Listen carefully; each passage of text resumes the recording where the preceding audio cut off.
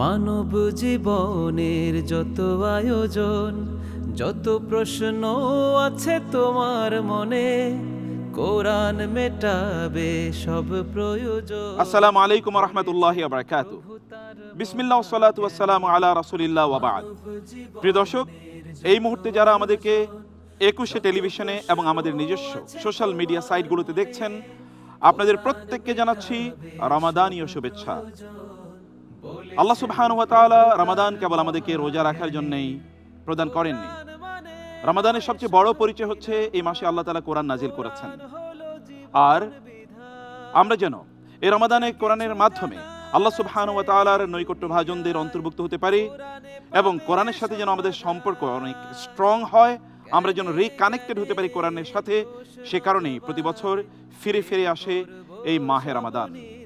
আমরা সফলতা খুঁজি, কেউ ব্যবসায়, কেউ বাণিজ্যে, কেউ শরীরের ফিটনেসে, কেউ স্কিল ডেভেলপমেন্টের মাধ্যমে, কেউ প্রভাবে, প্রতিপত্তিতে, ক্ষমতায়।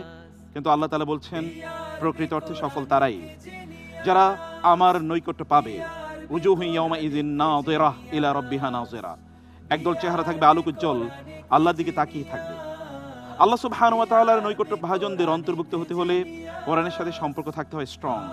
রাসূলুল্লাহ সাল্লাল্লাহু আলাইহি ওয়াসাল্লাম বলেছেন, কোরআনের রশির দুটো প্রান্ত রয়েছে, একটি প্রান্ত আল্লাহর হাতে আর একটি প্রান্ত রয়েছে আমাদের হাতে। আর আমরা এই কোরআনের এই রশির মাধ্যমে কেবল আল্লাহ সুবহানাহু ওয়া তাআলা এর সাথে সম্পর্ক তৈরি করতে পারি। প্রিয় দর্শক, BRB Quranic genius season 1 powered by BRB hospitals limited এই মেগা আয়োজন। এই আয়োজন কোরআনের নলেজ ভিত্তিক রিয়েলিটি শো। এখানে আমাদের প্রতিযোগীরা কোরআনিক জিনিয়াসরা কেবল কোরআনের নলেজে শেয়ার করেন না, বরং তারা শেয়ার করেন কোরআনের সাথে তাদের নিত্যদিনের গল্পগুলো। সেখান থেকে আমরা আমাদের নিজের অনুপ্রেরণা পাই। আমরা আপনাদের গল্প শুনবো, প্রত্যেকটি পর্বে থাকবে আপনাদের গল্প শোনার একটি অংশ ইনশাআল্লাহ। প্রিয় দর্শক, কোরআনের এই মেঘা আয়োজনে, এই আলোকিত মঞ্চে কোরআনিক জিনিয়াসদের জন্য নির্মিত এই জিনিয়াস হট সিটে আজকে প্রথম যে প্রতিযোগী বসবেন তিনি হচ্ছেন নেত্রকোনার প্রতিযোগী এবং ইসলামী বিশ্ববিদ্যালয় কুষ্টিয়া এর আল কোরআন অ্যান্ড ইসলামিক স্টাডিজ ডিপার্টমেন্টের মাস্টার্সের ছাত্র জিনিয়াস আব্দুল্লাহ ইহসান। সত্য পথে চলার দৃঢ় বিশ্বাস, কোরআন শক্তি দেবে। আসসালামু আলাইকুম। ওয়ালাইকুম আসসালাম ওয়া রাহমাতুল্লাহ। আব্দুল্লাহ ইহসান ভুইয়া, কেমন আছেন? আলহামদুলিল্লাহ শেখ, আপনি ভালো? আলহামদুলিল্লাহ, মোবারক। আপনার জন্য জিনিয়াস হট সিট অপেক্ষা করছে। প্লিজ। আল্লাহ খাইর। সব নির্যাস, কোরআনকে জানাতে, কোরআনকে বোঝাতে। আব্দুল্লাহ, জি শেখ। কোরআনের জন্য আপনি জীবনে কি ছাড় দিয়েছেন? বিসমিল্লাহির রহমানির রহিম। আলহামদুলিল্লাহি রাব্বিল আলামিন ওয়াস সালাতু ওয়াস সালামু আলা রাসূলিল্লাহ। قال الله تعالى وأما بنعمة ربك فحدث। আলহামদুলিল্লাহ, আমি আমার এই গল্পটি শেয়ার করছি উস্তাদের এই প্রোগ্রামের মাধ্যমে দেশবাসীর কাছে। আশা করি অনেকের অনুপ্রেরণার উৎস হবে ইনশাআল্লাহ। আমি আমার পিতামাতার একমাত্র ছেলে। এই কারণেই ছোটোবেলা থেকেই আমার আব্বু চাইতেন যাতে আমি কোরআনের একজন হাফিজ হই, এবং যেহেতু হাদিসে এসেছে কোরআনের হাফিজের মা বাবার মর্যাদা কিয়ামতের দিনে উলবিসা ইয়াউমুল কিয়ামতি তাজাম ওয়াকার। কিয়ামতের দিন হাফেজের পিতামাতাকে তাজের নূরের তাজ পরানো হবে। এই কারণেই তাদের ইচ্ছা ছিল আমি যাতে হাফেজ হই, কিন্তু আমার দুরন্তপনা এর কারণে ছোটোবেলায় আমি হাফেজ হতে পারিনি, এবং এলাকায় ভালো হাফেজি প্রতিষ্ঠান না থাকার কারণে তারাও খুব বেশি জোর করেননি। কিন্তু তাদের মনে একটা চাপা কষ্টই ছিল যে আমার ছেলেটা হাফেজ হলো না, আমি কি এই মর্যাদা পাবো না। পরবর্তীতে আমি আলিয়া মাদ্রাসায় ভর্তি হই এবং আস্তে আস্তে যখন উপরে ক্লাসগুলোতে উঠতে থাকি, কোরআনের যে ক্লাসগুলো ছিল, তখন আমার মনে হতো যে যদি আমি হাফেজ হতাম তাহলে তো পরীক্ষাতেও ভালোভাবে লিখতে পারতাম, এবং যদি আমি হাফেজ হতাম তাহলে যখন মন চাই তখনই আমি কোরআন তেলাওয়াত করতে পারতাম। যদি আমি হাফেজ হতাম তাহলে আমার অনেক সম্মান মর্যাদা আল্লাহ তাআলার কাছে থাকতো। আস্তে আস্তে আফসোসটা বাড়তে থাকলো। অবশেষে আলিমে যখন আমি বাংলাদেশের অন্যতম শ্রেষ্ঠ বিদ্যাপীঠ তামিরুল মিল্লাত কামিল মাদ্রাসা টঙ্গী শাখায় ভর্তি হই, তখন প্রথম ক্লাসেই আমার উস্তাদ বলেছিলেন যে তোমাদের মধ্যে কারা কারা হাফেজ আছো। প্রায় 1/4 শিক্ষার্থী হাত তুলেছিল। আচ্ছা, ওই দিন আমি খুব কষ্ট পেয়েছিলাম যে আমার হাতটা তো উঠলো না। আমার আলহামদুলিল্লাহ বেসিক ভালো ছিল, এমনকি আমার পিতামাতা চাইতেন যাতে আমি ঢাকা বিশ্ববিদ্যালয়ে ভর্তি হই। কিন্তু আমার মনের ওই সুপ্ত বাসনা, মা বাবাকে শুধু বললাম যে আমাকে একবার সুযোগটা দিন। এবার যেহেতু সুযোগটা এসেছে, আমি একটা মাদ্রাসায় ভর্তি হয়ে অন্তত চেষ্টা করে দেখি যে সম্ভব হয় কি না এই বয়সে। কয়েকটা প্রতিষ্ঠানে খুঁজলাম, তারা বলল আপনি বড় হয়ে গেছেন, আমাদের আবাসিক প্রতিষ্ঠান আপনাকে নেওয়া যাবে না। অবশেষে গাজীপুরের কাপাসিয়ায় মাদ্রাসা দাওয়াতুল হক, সে এই মাদ্রাসার সঙ্গে যোগাযোগ করলাম এবং সেখানের উস্তাদ আমি কৃতজ্ঞতা বলে স্মরণ করছি, সারা জীবন তার নিকট কৃতজ্ঞ। উস্তাদ হাফেজ মুআইনুল ইসলাম, উনি আমাকে সুযোগ করে দেন যে ঠিক আছে আসো আমার কাছে শোনাও। তারপর রমজানের পরেই আমি গেলাম এবং কিছু অংশ হেফজ ছিল, এই কারণে আমি প্রায় 5 পারার মতো শোনালাম 1 মাসের মধ্যে। এবং আলহামদুলিল্লাহ এই কারণে আল্লাহ তাআলা আমাকে কমিয়ে দেননি। হয়তো ঢাকা বিশ্ববিদ্যালয়ে ভর্তি হতে পারিনি, কিন্তু এর পরের বছর আমি ইসলামী বিশ্ববিদ্যালয়ে আল কোরআন নিয়ে পড়ার সুযোগ পেয়েছি। আলহামদুলিল্লাহ, আল্লাহর মেহেরবানি। আলহামদুলিল্লাহ, আলহামদুলিল্লাহ। কোরআনের হিফজ করতে পারার মর্যাদা তো অনন্য, আপনি নিজেই জানেন। আপনি আমাদের দর্শকদের জন্য একটা অনুপ্রেরণাও। আমরা আমাদের প্রশ্নের পর্বে যেতে চাই ইনশাআল্লাহ। ইনশাআল্লাহ। আপনি জানেন যে আমরা 5 সেগমেন্টে আপনাদেরকে এই রাউন্ডে প্রশ্ন করব। প্রথমে আমরা প্রশ্ন করব কোরআনের সূরা বা আয়াতের ফজিলত নিয়ে, দ্বিতীয়ত আমরা প্রশ্ন করব সোশ্যাল ইস্যু, তৃতীয়ত গুরুত্বপূর্ণ কোনো শব্দ, এবং চতুর্থত কোরআনিক স্টোরিজ। পঞ্চম র্যাপিড সেগমেন্ট থাকবে, যেখানে 10টি প্রশ্ন উত্তর দিতে হবে। আমরা তাহলে প্রথম সেগমেন্টে যাচ্ছি। প্রথম সেগমেন্ট, এই সেগমেন্টে আমরা কোরআনের সূরা বা আয়াতের ফজিলত জানতে চাইব। প্রশ্ন, জুমার দিন ফজরের ফরজ সালাতে রাসূলুল্লাহ সাল্লাল্লাহু আলাইহি ওয়াসাল্লাম কোন 2টি সূরা পড়তেন? অপশনস: ক সূরা ইয়াসিন ও সূরা রহমান, খ সূরাতুস সাজদা, সূরাতুদ দাহর, গ সূরাতুল বাকারা, সূরাতু আলে ইমরান, গ সূরাতুল ফালাক, সূরাতুন নাস। আলহামদুলিল্লাহ, আমি আল্লাহ তাআলার উপর ভরসা করে উত্তর হিসেবে বেছে নিচ্ছি সূরা সাজদা ও সূরা দাহর, খ সূরাতুস সাজদা, সূরাতুদ দাহর। আপনি কি বুঝে শুনে বলছেন? সূরা ইয়াসিন, সূরা রহমান আছে, সূরাতুল বাকারা, সূরাতু আলে ইমরান আছে। ফাদাইলুস সূরার নামে একটি কিতাবে পড়েছিলাম, এই তথ্যটি যদি আমার জ্ঞান খেয়ানত না করে। সূরাতুস সাজদা এবং সূরাতুদ দাহর লক করে দিচ্ছি। রাসূলুল্লাহ সাল্লাল্লাহু আলাইহি সাল্লাম তিনি জুমার দিনের ফজরের ফরজ সালাতে তিনি 2টো সূরা পড়তেন, তাই না? কি অসাধারণ! আর যদি এমন হতো যে আমরা রাসূলের পেছনে নামাজ পড়ার সুযোগ পেতাম।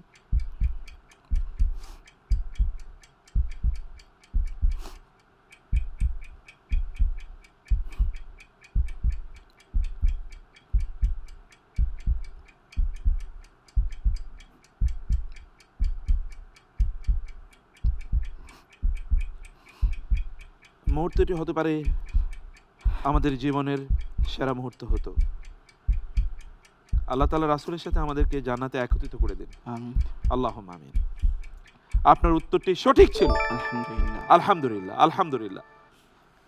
সেগমেন্ট 2, এই সেগমেন্টে আমরা কোরআন, সোশ্যাল ইস্যু, বিভিন্ন ধরনের অব্যবস্থাপনা সমাজের অথবা সমাজের উন্নয়নে করণীয় কি, কোরআন কি দিক নির্দেশনা দেয়, সেটি আমরা জানবো ইনশাআল্লাহ। ইনশাআল্লাহ। চলুন আমরা প্রশ্নের দিকে যাই। Let's start it. সূরা হুজরাতের 12 নম্বর আয়াত অনুযায়ী গীবত করা কিসের সঙ্গে তুলনা করা হয়েছে? অপশনস: ক বিষ পান করা, খ মৃত ভাইয়ের গোশত ভক্ষণ, গ চুরি করা, ঘ চুগলখড়ি করা।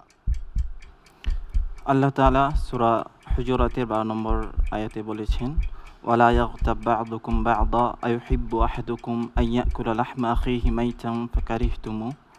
সুতরাং সেই আয়াতের নির্দেশনা অনুযায়ী আমরা অপশন খ মৃত ভাইয়ের গোশত ভক্ষণ লক করতে পারি। যারা গীবত করে তারা মৃত ভাইয়ের গোশত খায়, লক করে দিচ্ছে। আপনার কথাই নিলাম। মানুষের গোশত খাওয়া কি খুব ভালো কাজ? তারপরে যদি আপন ভাই হয়, তারপরে সেই ভাই যদি আবার মারা যায়, গীবতে তো ভয়াবহ অপরাধ। আল্লাহ রহম করুন, আপনার উত্তরটি অ্যাবসলিউটলি রাইট। আলহামদুলিল্লাহ। আলহামদুলিল্লাহ। Next question. সূরা মায়েদায়ের 2 নম্বর আয়াতে সামাজিক উন্নয়নের কোন চিরন্তন মূল নীতিটি দেয়া হয়েছে? অপশনস: ক বংশীয় শ্রেষ্ঠত্ব, খ নেক কাজ ও তাকওয়ায় সহযোগিতা, গ দলবল বাড়ানো, ঘ অন্যকে দমিয়ে রাখা। আল্লাহ তাআলা সূরা মাইদার 2 নম্বর আয়াতে বলেন, ওয়া তাআওয়ানু আলাল বিররি ওয়াত তাকওয়া। সুতরাং সেই আয়াতের নির্দেশনা অনুযায়ী আমরা অপশন খ নেক কাজ ও তাকওয়ায় সহযোগিতা লক করতে পারি। লক করে দিচ্ছি এবং উত্তরটি অ্যাবসলিউটলি রাইট। আলহামদুলিল্লাহ। মাশাআল্লাহ। নেক কাজে পরস্পরকে পরস্পর সহযোগিতা করা, তাই না? তাকওয়ার কাজে। সমাজে তো আমরা এটা দেখতে পাই না। সমাজে তো খারাপ কাজে মানুষ খারাপ কাজে মানুষ পরস্পরকে সাহায্য সহযোগিতা করে, বরং খারাপ লোকগুলো একত্রিত ঐক্যবদ্ধ, কিন্তু ভালো লোকগুলো তো বিভিন্নভাবে বিভক্ত অবস্থায় আছে। এবং এই কারণে যারা গ্যাং, যারা মাস্তান এবং যারা অন্যায়কারী, তারাই কিন্তু শক্তিশালী, কারণ সংঘবদ্ধ এটি দলের শক্তি তো অসংগঠিত লোকের চেয়ে অনেক বেশি, তাই না? জি। খুবই সত্য বলেছেন আপনি। আলহামদুলিল্লাহ। আলহামদুলিল্লাহ। সেগমেন্ট 2-তে আপনি দুটো প্রশ্নের উত্তর দিয়েছেন যথাযথভাবে। সেগমেন্ট 3-তে আমরা একটি কোরআনিক ওয়ার্ড নেব এবং তার উপর ভিত্তি করে আমরা আপনার কাছে জানতে চাইব সেই শব্দের গভীরতা। প্রশ্ন: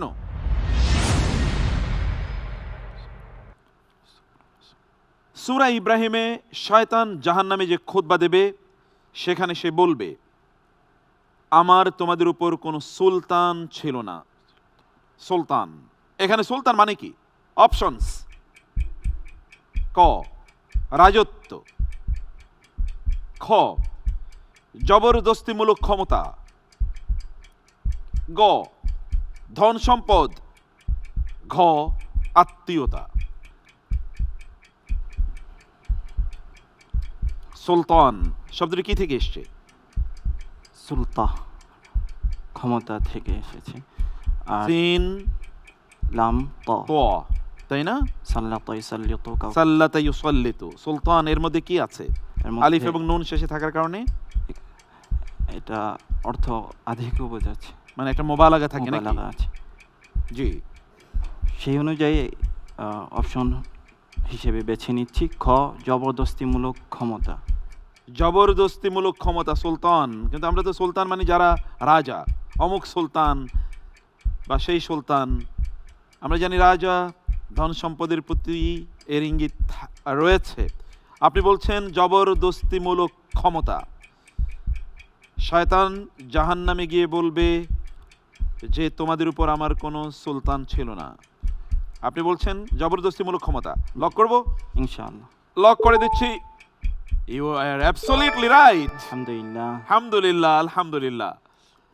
আলহামদুলিল্লাহ। Next segment. এই সেগমেন্টে আমরা কোরআনিক স্টোরি জানবো ইনশাআল্লাহ। Question number 1।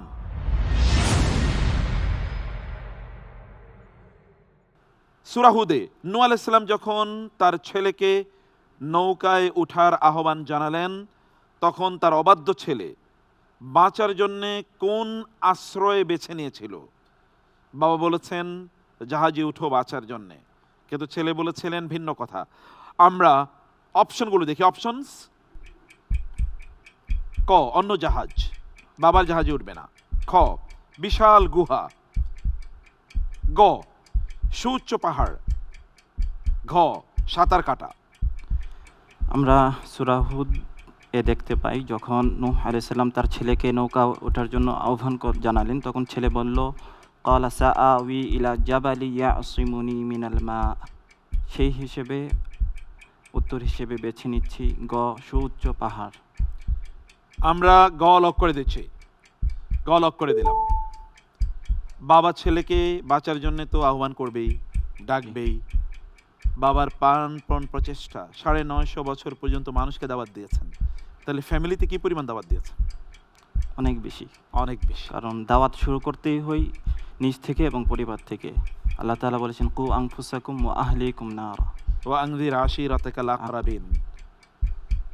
সেখানে ছেলে অবাধ্য হয়েছে, নবীর ছেলে অবাধ্য হয়। তার মানে আমরা যদি কেউ অনেক বড় আলেমের বংশে বা অনেক বড় আল্লাহওয়ালার বংশে জন্ম নিলেও জান্নাতে যাওয়ার কোনো উপায় নাই, আপনি মনে করছেন? জি অবশ্যই। আমরা অপশনটি চেক করে দেখলাম, সিস্টেম বলছে আপনি যে অপশন নিয়েছেন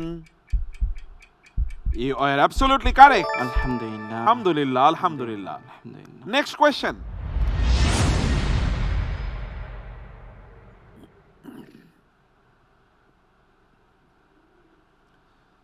সূরা মারিয়ামে জাকারিয়া আলাইহিস সালাতু ওয়াস সালাম তার বার্ধক্যে আল্লাহর কাছে সন্তান চাইলে আল্লাহ তাকে সন্তানের সুসংবাদ দিয়েছিলেন।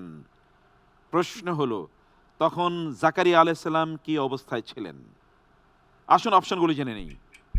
ক দোয়া করা অবস্থায়, খ নামাজরত অবস্থায়, গ কান্নারত অবস্থায়, ঘ তিলাওয়াতরত অবস্থায়। আমি আল্লাহ তাআলার উপর ভরসা করে উত্তর হিসেবে বেছে নিচ্ছি খ নামাজরত অবস্থায়। নামাজরত অবস্থায় তিনি কিন্তু দোয়া করছেন, তার দোয়ার কথা আছে আয়াতে। হুনালিকা দাআ জাকারিয়া রাব্বাহ ক্বালা রাব্বি হাবলি মিন লাদুনকা যুররিয়াতান তাইয়্যিবা ইন্নাকা সামিউদ দুআ ফানাদাতুল মালাইকাতু ওয়া হুয়া কাইমুন ইউসাল্লি ফিল মিহরাব। ওয়া হুয়া কাইমুন ইউসাল্লি ফিল মিহরাব, আপনি বলছেন তিনি মেহরাবে নামাজরত অবস্থায় ছিলেন। আমরা লক করে দেব, ইনশাআল্লাহ। লক করলাম। একজন ব্যক্তি জাকারিয়া আলাইহিস সালাম তিনি বৃদ্ধ হয়ে পড়েছেন, সন্তান হয় না। তারপরে তিনি আল্লাহর কাছে সন্তান চাইতে হতাশ নিরাশ হলেন না। বৃদ্ধ বয়সে তো কেউ বাবা হয় না। আপনার দেখা কেউ আছে এরকম? কাউকে দেখেছেন বৃদ্ধ কিন্তু বাবা হয়েছে? আমার দেখা নেই। আবার অন্যদিকে তার স্ত্রী ওয়াকানাত ইমরাতি আকিরা, আকিরা। স্ত্রী কিন্তু বন্ধা।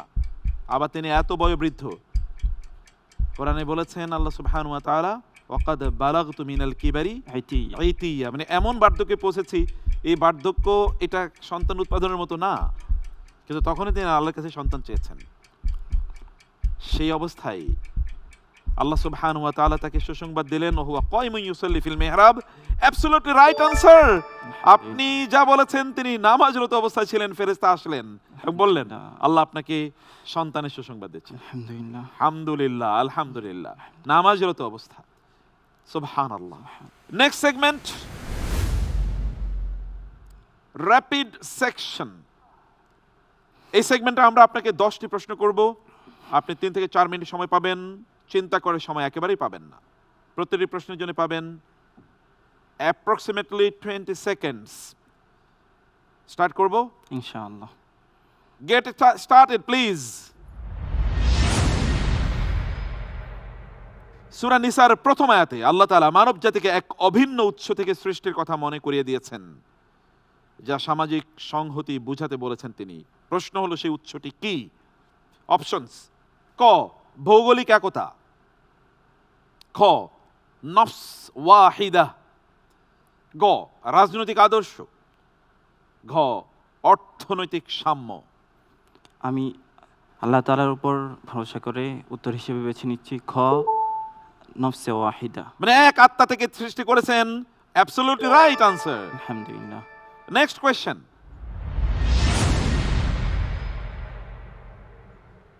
সূরা আনফালের 2 নম্বর আয়াত অনুযায়ী আল্লাহর আয়াত পাঠ করলে প্রকৃত মুমিনের ঈমানের গ্রাফ কেমন হয়? Let's see the options. ক স্থির থাকে, খ ঈমান বৃদ্ধি পায়, গ ভীতি দূর হয়, ঘ পার্থিব চিন্তা বাড়ে। আল্লাহ তাআলার উপর ভরসা করে উত্তর হিসেবে বেছে নিচ্ছি খ, ঈমান বৃদ্ধি পায়। ঈমান বৃদ্ধি পায় আল্লাহর আয়াত পাঠ করলে, ওয়াইদা তুলিয়াত আলাইহিম আয়াতুহু যাদাতুহুম ঈমানা। অ্যাবসলিউটলি রাইট, আলহামদুলিল্লাহ। আলহামদুলিল্লাহ। পরবর্তী প্রশ্ন,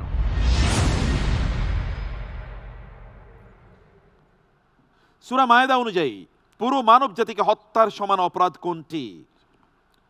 ক, যুদ্ধ করা। খ, মিথ্যা সাক্ষ্য প্রদান। গ, অন্যায়ভাবে কাউকে হত্যা করা। ঘ, এতিমের হক নষ্ট করা। আলহামদুলিল্লাহ, আল্লাহ তাআলার উপর ভরসা করে উত্তর হিসেবে বেছে নিচ্ছি গ, অন্যায়ভাবে একজনকে হত্যা করা। অন্যায়ভাবে হত্যা করা, অ্যাবসলিউটলি রাইট আনসার। আলহামদুলিল্লাহ। আলহামদুলিল্লাহ। পরবর্তী প্রশ্ন,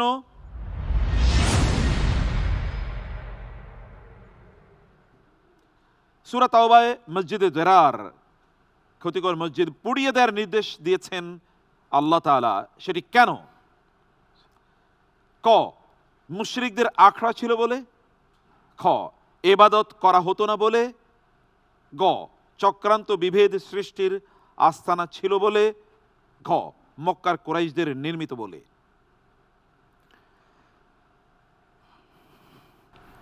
এখানে অপশন হিসেবে কয়েকটা ঠিক হতে পারে, তবে অধিক উপযুক্ততার জন্য এবং আয়াত থেকে যদি নেই তাহলে আমরা অপশন গ বেছে নিতে পারি, চক্রান্ত বিভেদ সৃষ্টির আস্তানা ছিল বলে। কোরআনে আল্লাহ তাআলা বলেছেন ওয়াতাফরিকাম বাইনাল মুমিনিন ওয়া ইরসাদাল লিমান হারাবাল্লাহ। আল্লাহ ওয়া রাসূল, অ্যাবসলিউটলি রাইট আনসার। আলহামদুলিল্লাহ, মুবারক। পরবর্তী প্রশ্ন, সূরা ইউনূসের 24 নম্বর আয়াতে দুনিয়ার জীবনের জৌলুসকে কিসের সাথে তুলনা করে এর ক্ষণস্থায়ী রূপ বোঝানো হয়েছে? ক, আকাশের মেঘ। খ, সাগরের ঢেউ। গ, বৃষ্টির পর গজানো জমিনের সবুজ ঘাস। ঘ, মরীচিকা। আল্লাহ তাআলার উপর ভরসা করে উত্তর হিসেবে বেছে নিচ্ছি গ, বৃষ্টির পর গজানো জমিনের সবুজ ঘাস। বৃষ্টির পর গজানো জমিনের সবুজ ঘাস। কামা ইন আনজালনাহু মিনাস সামাই, অ্যাবসলিউটলি রাইট আনসার। আলহামদুলিল্লাহ, আলহামদুলিল্লাহ। নেক্সট কোয়েশ্চেন, সূরা হুদে বর্ণিত কোন বিষয়টি রাসূলুল্লাহ সাল্লাল্লাহু আলাইহি ওয়াসাল্লামকে বুড়ো করে দিয়েছিল বলে তিনি উল্লেখ করেছেন?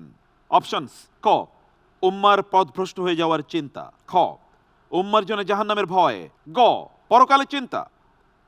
ঘ, কাফিরদের ষড়যন্ত্র।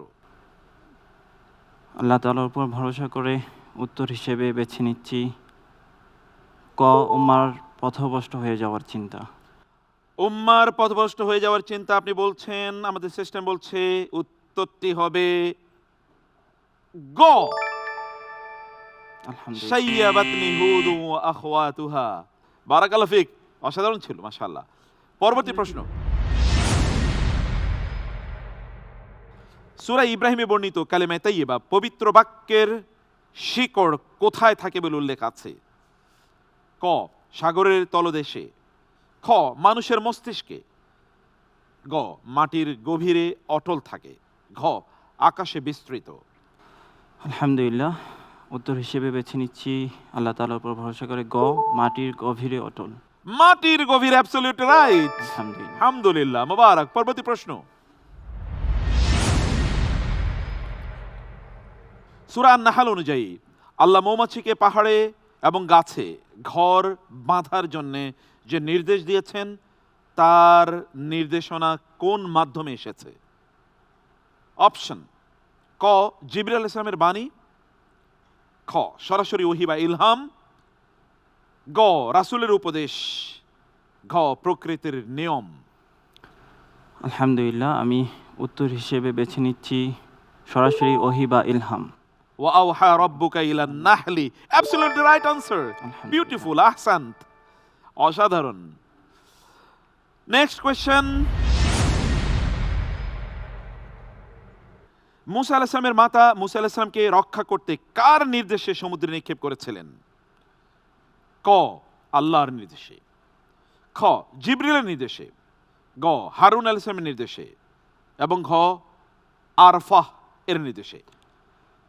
আলহামদুলিল্লাহ, আমি উত্তর হিসেবে বেছে নিচ্ছি ক, আল্লাহ তাআলার নির্দেশে। আল্লাহ তাকে নির্দেশ প্রদান করেছেন মুসা এবং وأوحينا মাকি إلى أم موسى أن أرضعيه فإذا خفت عليه فألقيه في اليم ওয়ালা তাখাফি ওয়ালা, অ্যাবসলিউটলি রাইট আনসার, মুবারক, আলহামদুলিল্লাহ। আলহামদুলিল্লাহ, আলহামদুলিল্লাহ। Next question.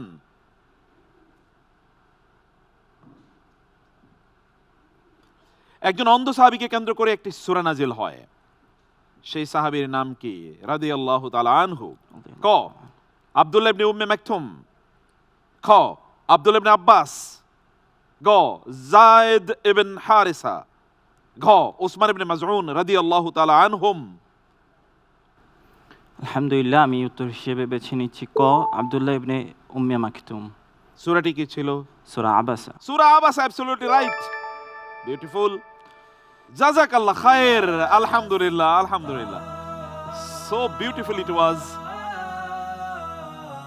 May Allah bless you, আল্লাহ রহম করুন। আর প্রিয় দর্শক, আমরা কেবল হাফেজ এবং নন হাফেজের প্রতিযোগিতা এখানে উপভোগ করছি না, আমরা উপভোগ করছি যারা কোরআনিক জিনিয়াস, যারা কোরআনকে তাদের জীবনের দর্পণ বানিয়েছে। কোরআন নিয়ে তারা সব সময় ভাবে, কোরআন নিয়ে তারা স্বপ্ন দেখে, কোরআন নিয়ে তারা ঘুমায়, কোরআন নিয়ে তারা জেগে ওঠে।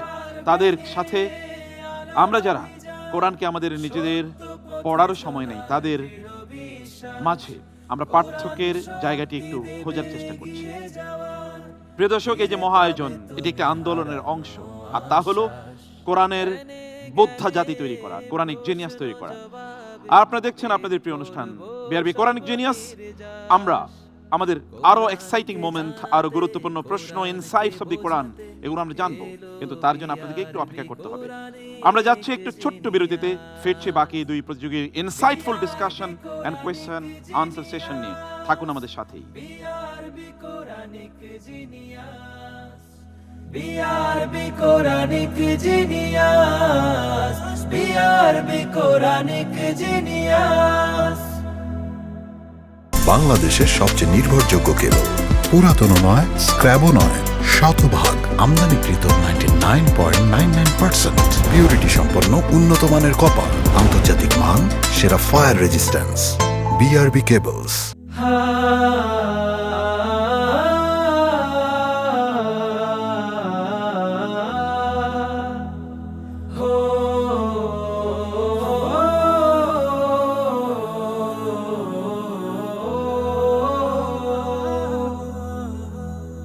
মানব জীবনের আসসালামু আলাইকুম ওয়া রাহমাতুল্লাহি ওয়া বারাকাতুহু। বিসমিল্লাহ ওয়াসসালাতু ওয়াসসালামু আলা রাসূলিল্লাহ ওয়া বা'দ। দর্শক, বিরতির পর সবাইকে আরেকবার কোরআনিক জিনিয়াসের এই বর্ণাঢ্য আয়োজনে স্বাগত জানাচ্ছি। আপনারা দেখছেন BRB Quranic genius season 1, powered by BRB hospitals limited. আপনারা দেখছেন অনুষ্ঠানটি 21 টেলিভিশনে এবং আমাদের সোশ্যাল মিডিয়া সাইটগুলোতে। প্রিয় দর্শক, কোরআন এমন একটি গ্রন্থ যেটি আল্লাহ সুবহানাহু ওয়া তাআলা এর স্পোকেন ওয়ার্ডস, আল্লাহ সুবহানাহু ওয়া তাআলার পক্ষ থেকে আগত এই একটি জিনিস এখনো ইনট্যাক্ট, একই অবস্থায় আছে। লা ইয়াতিহিল বাতিলু মিন বাইনি ইয়াদিহি ওয়ালা মিন খালফি। এর মধ্যে কখনোই কোনো পরিবর্তন কখনোই ঘটবে না। এমন একটি জিনিস আমাদের কাছে আছে, মানব জাতির জন্য এটা তো গর্ব, অহংকারের ইস্যু হওয়া দরকার ছিল। আমরা আপনাদেরকে বলবো যে আপনারা অনুগ্রহ করে কোরআনের একটি আয়াত পড়ুন, একটি আয়াত নিয়ে তাদাব্বুর করুন, চিন্তা করুন, ভাবুন যে আয়াতটি আপনার জন্য কি মেসেজ রেখেছে। প্রিয় দর্শক, জিনিয়াসের হট সিটে বসার জন্য এবার যাকে আমন্ত্রণ জানাচ্ছি, তিনি কুমিল্লা থেকে আগত, ঢাকার শহীদ সোহরাওয়ার্দী মেডিকেল কলেজের 5th ইয়ারের ছাত্র, জিনিয়াস শামীম আহমদ সবুজ। BRB Quranic genius, BRB Quranic. আসসালামু আলাইকুম ওয়া রাহমাতুল্লাহ। ওয়ালাইকুম আসসালাম ওয়া রাহমাতুল্লাহি ওয়া বারাকাতুহু। সবুজ, কেমন আছেন আপনি? আলহামদুলিল্লাহ, আপনারা ভালো আছেন? আলহামদুলিল্লাহ, আলহামদুলিল্লাহ। হট সিট আপনার জন্য অপেক্ষা করছে, বি সিটেড প্লিজ।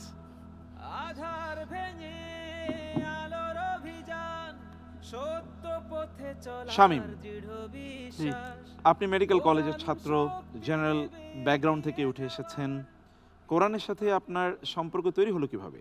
জি আলহামদুলিল্লাহ মুহতারাম। আমাদের বর্তমান পারিপার্শ্বিক পরিস্থিতি অনুযায়ী একজন জেনারেল স্টুডেন্টের জন্য কোরআনের সাথে সম্পর্ক করা খুবই প্রতিকূল পরিস্থিতি। তো সেই ধারাবাহিকতা আমার ক্ষেত্রেও ব্যত্যয় ঘটেনি প্রথম দিকে। আমি যখন স্কুলের গণ্ডি পার করলাম, মোটামুটি সাধারণ জেনারেল যারা ছাত্র, কোরআনের সাথে এত বেশি সম্পর্ক না, সম্পর্ক থাকে না, সেরকমভাবে আমার স্কুলের গণ্ডি পার হয়েছিল। তো আল্লাহ তাআলা আমাকে হচ্ছে কলেজে আমি ভর্তি হলাম। কলেজ ছিল নটরডেম কলেজ। আচ্ছা, তো সেখানের ছাত্ররা তো আল্লাহ তাআলা মানে জেনারেল শিক্ষার ক্ষেত্রে আল্লাহ তাআলা বেশ ভালো পটেনশিয়াল প্রদান করেছেন ওদের। তো সেখানে হচ্ছে একটা মসজিদ ছিল। আচ্ছা, নটরডেম কলেজে ছাত্রদের হচ্ছে বিশেষ করে জোহরের সলাত আদায় করতে হয়, আর ল্যাবের পর হচ্ছে আসরের সলাত আদায় করতে হয়। এই দুইটা সলাত মেইনলি। তো আমি হচ্ছে প্রথম গিয়ে এই সলাত আদায় করার জন্য গেলাম, এই জোহরের সলাত আদায় করতে গিয়ে দেখি যে একাডেমিক্যালি পোটেনশিয়াল এত ব্রিলিয়ান্ট স্টুডেন্টরা যদি সলাতের ক্ষেত্রে, আবার দেখি কোরআন, ওনারা বেশ কয়েকজন কোরআন পড়তেছিলেন। তো দেখলাম যে একাডেমিক্যালি পোটেনশিয়াল এত ছাত্র জেনারেল স্টুডেন্ট হওয়া সত্ত্বেও ওনারা নিজের একাডেমিক ব্যাকগ্রাউন্ড ঠিক রেখে যদি কোরআনের সাথে নিজের সম্পর্ক বজায় রাখতে পারে, তারপর হচ্ছে সলাৎ সঠিকভাবে হচ্ছে 5 ওয়াক্ত সলাৎ আদায় করতে পারে, তাহলে আমি কেন পারবো না? আচ্ছা, তো আল্লাহ সুবহানাহু ওয়া তাআলা হচ্ছে এখান থেকে একটা আমার অন্তরের মধ্যে একটা নাড়া পড়লো যে তাহলে ইনশাল্লাহ হয়তো আমারও দ্বারাও সম্ভব। তো সেখান থেকে একটু শুরু করলাম। আল্লাহ তাআলা কোরআনের সাথে একটু সম্পর্ক ধীরে ধীরে বাড়ানোর তৌফিক দান করলেন, আলহামদুলিল্লাহ। আর এরপর হচ্ছে আমরা কলেজে থাকাকালীন অবস্থাতেই করোনা উপস্থিত হলো। আচ্ছা, তো করোনা পরবর্তীতে আমাদের অফলাইনের চেয়ে অনলাইন বিভিন্ন কার্যক্রমের উপস্থিতি বেশি হয়েছিল, আলহামদুলিল্লাহ। মানে এটার কার্যক্রম স্প্রেড আউট হয়েছিল বেশি। সেই ধারাবাহিকতায় অফলাইনে তো বিভিন্ন প্রতিযোগিতার আয়োজন করা হয় বিভিন্ন। তো অনলাইনের প্রতিযোগিতার ইয়াটা হচ্ছে একটু বেশি বেড়ে গিয়েছিল এই ইয়ার পরে, এই করোনার পরবর্তীকালীন সময়ে অনলাইনে। তো দেখেছি যে আমি যেহেতু এখন একটু পড়ছাল, ওই সময় আল্লাহ তাআলা তৌফিক দিয়েছেন, একটু পড়াশোনা করছি। তো সেই ধারাবাহিকতায় যখন অনলাইনের কিছু প্রতিযোগিতায় অংশগ্রহণ করলাম, তো আল্লাহ তাআলা দেখালেন যে কিছু সাফল্য আসছে, আচ্ছা, আল্লাহ তাআলা। তো আমি দেখলাম যে আল্লাহ তাআলা যদি সাফল্য দিয়ে থাকেন, এটা এখন দুনিয়ার কাজে না ব্যবহার করে যদি আখিরাতের নিয়তে করি, তাহলে ইনশাআল্লাহ আল্লাহ তাআলা দুনিয়া আখিরাত উভয় জাহানে সফলতা দান করবেন। আর আরেকটা ব্যাপার লক্ষ্য করেছি, আমি হচ্ছে কোরআনের সাথে মানে সম্পর্ক যদি কমিয়ে দেয়, তাহলে একাডেমিক ব্যাকগ্রাউন্ড আমার খারাপ হয়, মানে হচ্ছে একাডেমিক রেজাল্ট বা ইয়া। কিন্তু আল্লাহ তাআলা একটা অশেষ রহমত যে যখনই আমি কোরআনের সাথে একটু সম্পর্কটা একটু শক্তিশালী করি, আমাদের তো মেডিকেল কলেজ, অত্যন্ত জি। কঠিন ব্যস্ততা, তো ওই ব্যস্ততার মধ্যেও যদি কোনোভাবে শক্তিশালী করার চেষ্টা করে, তখন আল্লাহ তাআলা রহমত দান করেন। সুবহানাল্লাহ, আমার জন্য সুবহানাল্লাহ। এই সকল ব্যবস্থাপনা সকল হচ্ছে সহজ হয়ে যায়। আর একই সাথে আল্লাহ তাআলা আরেকটা শুকরিয়া আদায় করতে চাই যে আল্লাহ তাআলা আমার হচ্ছে ওই নটরডেম কলেজেও এবং ভবিষ্যতে এই মেডিকেলে, সেখানে হচ্ছে এমন কিছু বন্ধু ব্যবস্থা করে দিয়েছেন যে আমি আসলে কৃতজ্ঞতা কীভাবে আদায় করবো আল্লাহ তাআলা জানি না। আল্লাহ বারাকাল্লাহ ফিক শামীম। আমরা একটু প্রতিযোগিতার ভেতরে ঢুকতে চাই ইনশাআল্লাহ। ইনশাআল্লাহ প্রস্তুত আপনি? ইনশাআল্লাহ। আপনি জানেন যে আমরা 5টি সেগমেন্টে আপনাকে প্রশ্ন করব।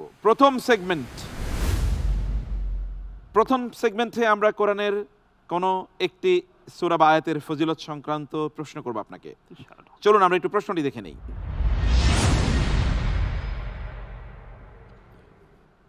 প্রশ্ন, সূরা আল ফালাক এবং সূরা আন-নাস পাঠের ফজিলত কোনটি সবচেয়ে সঠিক? অপশনস: ক, শুধু শয়তানের ওয়াসওয়াসা থেকে হেফাজত দেয়। খ, সব ধরনের অনিষ্ট থেকে হেফাজত দেয়। গ, শুধু গুনাহ মাফ করে দুনিয়ার ক্ষতি রোধ করে না। ঘ, কবরের আযাব থেকে রক্ষা করে। জি, আলহামদুলিল্লাহ। আল্লাহ তাআলা হচ্ছেন তার রাসূল সাল্লাল্লাহু আলাইহি ওয়াসাল্লামের প্রতি কোরআন অবতীর্ণ করেছেন, সেখানে বিভিন্ন সূরার বিভিন্ন ধরনের ফজিলত বা মাহাত্ম্য বর্ণনা করেছেন। তো এই একটা ধারাবাহিকতা হচ্ছে সূরা আল ফালাক ও সূরা নাস, কোরআন মাজিদের সর্বশেষ দুটো সূরা। এখানে যেই অপশনগুলো প্রদান করা হয়েছে, সেই অপশনগুলোর মধ্যে শুধু শয়তানের ওয়াসওয়াসা, শুধু গুনাহ মাফ করে, এগুলো হচ্ছে একটা নির্দিষ্ট অংশ হয়ে যায়। আর কবরের আযাব থেকে মাফ করার জন্য তো হচ্ছে সূরা মূল কাছেই। তো সব ধরনের অনিষ্ট থেকে হেফাজত করাটা হচ্ছে মোটামুটি এখানে হচ্ছে সবচেয়ে যথার্থ আমি মনে করছি। তো আমি অপশন হিসেবে খ, সব ধরনের অনিষ্ট থেকে রক্ষা। অপশন হিসাবে খ সিস্টেম বলছে উত্তর সঠিক হয়েছে। আলহামদুলিল্লাহ। আলহামদুলিল্লাহ, আলহামদুলিল্লাহ, মোবারক মোবারক, আলহামদুলিল্লাহ। সূরাতুল ফালাক, সূরাতুন নাস কত সহজ, জি তাই না? জি। যদি আমরা পড়ি সব ধরনের অনিষ্ট থেকে, ওয়ামিন শাররিন নাফাসাতি ফিল উকাদ মিন শাররি মা খালাক, সকল অনিষ্টের কথা কিন্তু সূরার মধ্যেই আছে। জি আমরা যদি সূরার দুটো পড়ি, তাহলে এই মর্যাদা আমরা পেয়ে যেতে পারি। আলহামদুলিল্লাহ, আল্লাহ তাআলা আমাদেরকে এই দুটো সূরা পড়ার তৌফিক দান করুন, আল্লাহুম্মা আমিন। আমিন। নেক্সট সেগমেন্ট,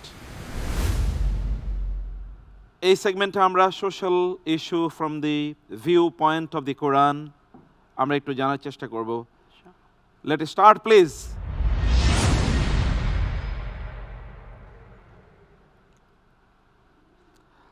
সূরা নূর, সূরাতুন নূর অনুযায়ী কারো ঘরে প্রবেশের আগে কোন শিষ্টাচার মূলত পালন করতে হবে?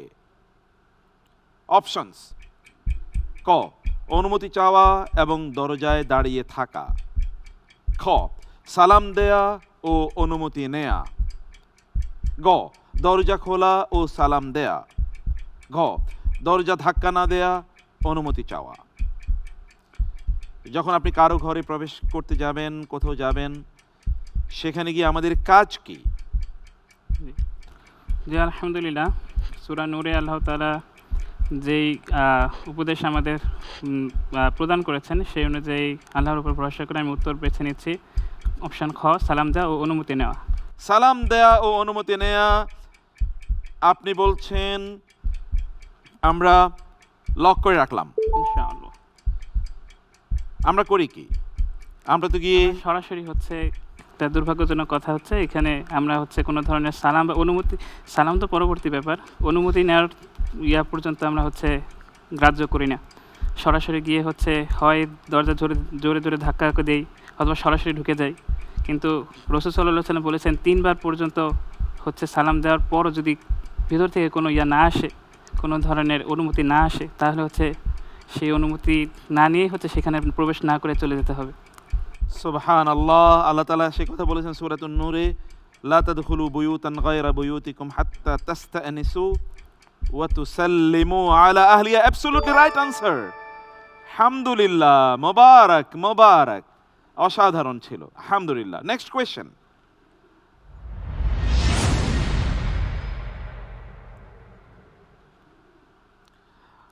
মা বাবার ঘরে প্রবেশের জন্য কোন 3টি সময় মূলত অনুমতি চাওয়া আবশ্যক?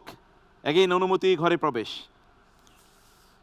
অপশনস: ক, সকালে, দুপুরে, রাতে। খ, ফজরের পূর্বে, দুপুরের পর, এশার পর। গ, যে কোনো সময়, শুধু রাতে নয়। ঘ, দিনের শুরুতে, দিনের মধ্যভাগে এবং সন্ধ্যায়। এমনকি পিতামাতার ঘরে প্রবেশের আগে এই অনুমতি নিয়ে প্রবেশ করতে হবে।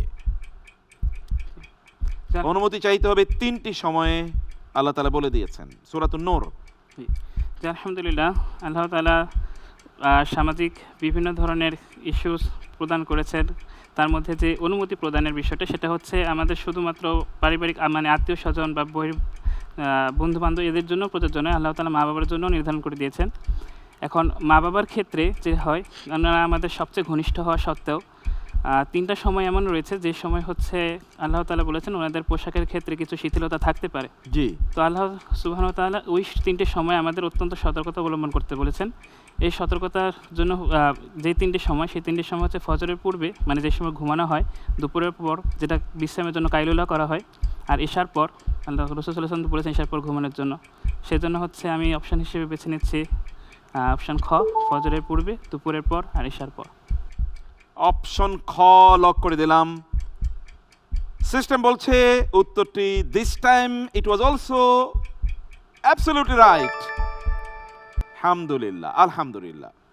বাবা মার ঘরে প্রবেশের জন্য অনুমতি নিতে হবে এবং 3টি সময়ে। জি এই অনুমতি নেওয়ার বিষয়টা কি নফল বা মুস্তাহাব পর্যায়ের? জি না, যেহেতু আল্লাহ তাআলা নির্দেশ প্রদান করেছেন সেটা সরাসরি ফরজ পর্যায়ে। ফরজ পর্যায়ের, কারণ এই সময়ে পিতামাতা অপ্রস্তুত অবস্থায় থাকতে অপ্রস্তুত পারেন, জি তাদের পোশাক আশাকে তারা শিথিল থাকতে পারেন। জি অতএব যখন সন্তানরা বড় হয়ে যাবে তখন অনুমতি নিয়েই তাদের ঘরে প্রবেশ করতে হবে।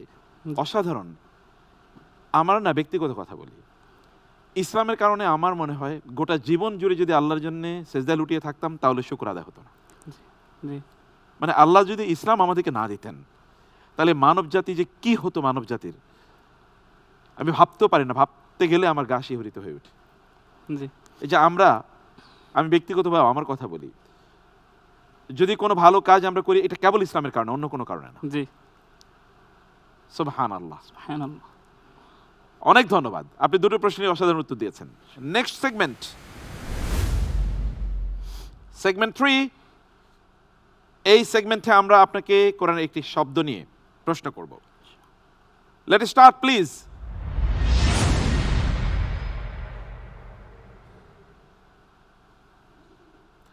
সূরা ইউনুস, সূরা ইউনুসের 92তম আয়াত অনুযায়ী ফেরাউনের মৃতদেহ সংরক্ষণের ক্ষেত্রে আল্লাহ তাআলা কোন শব্দটি ব্যবহার করেছেন, যা পরবর্তী প্রজন্মের জন্য শিক্ষা বা নসিহা হিসাবে প্রযোজ্য?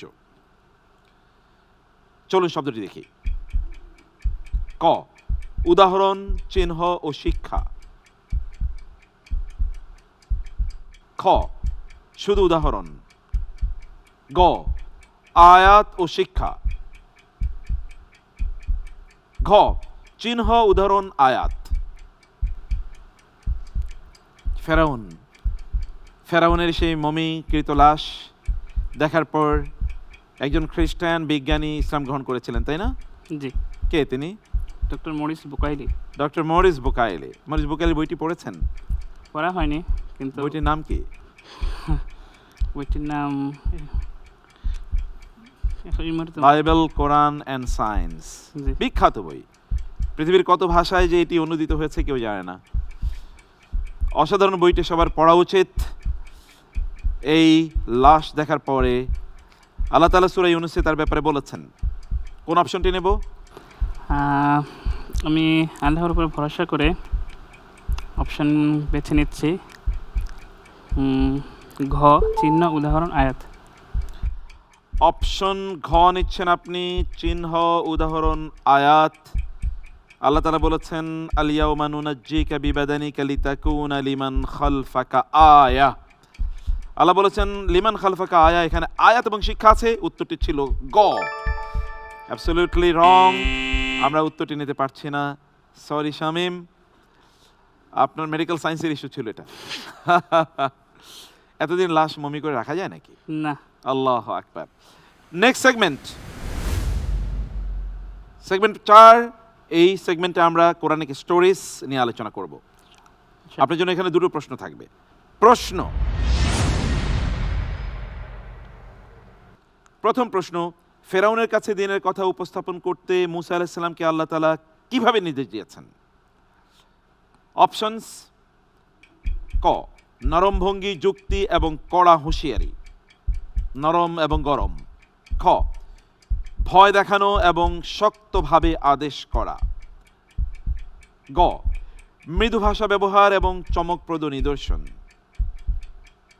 ঘ, সরাসরি হুমকি, প্রমাণ ও অলঙ্করণ। জি, আলহামদুলিল্লাহ। আল্লাহ সুবহানাহু ওয়া তাআলা মূসা আলাইহিস সালামকে ফিরআউনের কাছে যখন প্রেরণ করেন, তখন সর্বপ্রথম বলেন যে ওনার কাছে হচ্ছে একদম নরম ভাষায় কথা বলার জন্য, এবং আল্লাহ সুবহানাহু ওয়া তাআলা ওনাকে যে বড় নিদর্শন প্রদান করবেন, সেই নিদর্শনের মাধ্যমে হচ্ছে ওনাকে দাওয়াত প্রদানের জন্য। তো অপশান হিসেবে তাহলে আমি বেছে নিচ্ছি অপশান গ, মৃদু ভাষা ও চমকপ্রদ নিদর্শন। অপশন গ, ফেরাউনের মতো লোককেও দাওয়াত দেওয়ার ক্ষেত্রে মৃদু ভাষা ব্যবহারের ব্যাপারে আল্লাহ নির্দেশ দিয়েছেন। আপনি বলছেন, আমরা লক করে দিচ্ছি এবং সিস্টেম বলছে উত্তরটি সঠিক ছিল। আলহামদুলিল্লাহ। ফেরাউনের কাছে যদি দাওয়াত দিতে নরম ভাষা ব্যবহার করা লাগে, তাইলে মুসলমানদের কাছে দাওয়াতে কেমন ভাষা ব্যবহার করতে হবে? জি, অবশ্যই। কিন্তু আমরা কি দাওয়াতের ল্যাঙ্গুয়েজ যেটা দেখছি? জি না। Very unfortunate.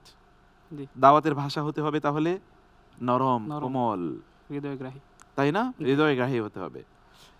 খুবই ভালো উত্তর দিয়েছেন। আমরা পরবর্তী প্রশ্নে যাচ্ছি।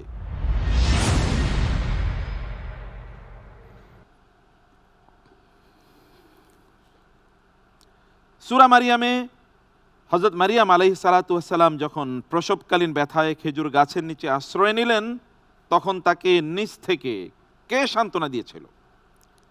অপশনস: ক, একটি আসমানি কণ্ঠ। খ, ফেরেশতা। গ, একটি গোপন কণ্ঠ। ঘ, শিশু ঈসা আলাইহিস সালাম। জি।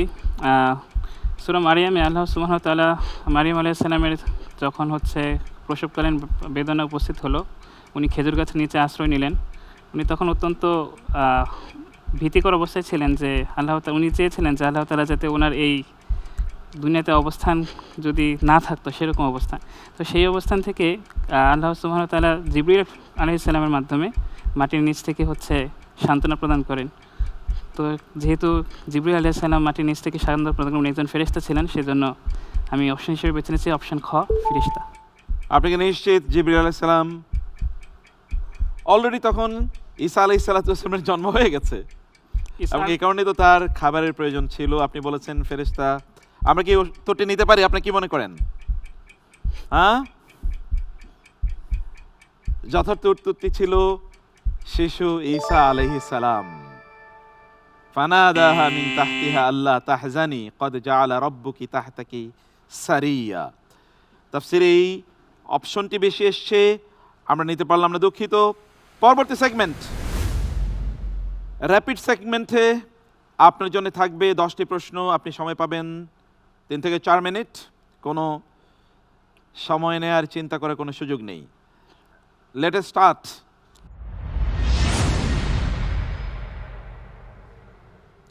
সূরা নিসা অনুসারে স্ত্রীর উত্তরাধিকার কতটুকু? অপশনস: ক 1/8 এবং 1/4, খ অর্ধেক 4/1 গ স্বামী সমান যদি সন্তান না থাকে, খ বিভিন্ন ক্ষেত্রে ভিন্ন ভিন্ন। আমি উত্তর হিসেবে বেছে নিচ্ছি অপশন ক, 1/8 আর 1/4। উত্তর সঠিক, মাশাআল্লাহ। পরবর্তী প্রশ্ন,